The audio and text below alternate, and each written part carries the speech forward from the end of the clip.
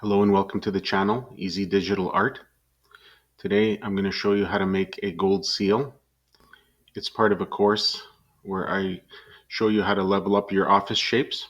So let's begin. Go to Insert, Shapes. We select the 32-point star.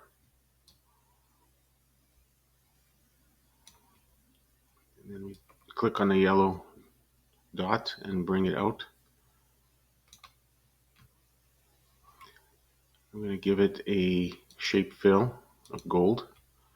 The shape outline is going to be like a dark yellow.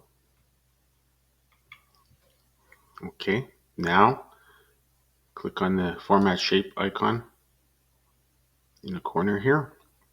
You can also go right-click Format Shapes. Choose the second icon, go to 3D Format. We're going to select the second bevel. Now we're going to set our width and height. The width we're going to make 13.5 and the height 37.5. For material, we're going to choose powder. For the lighting, we'll choose morning.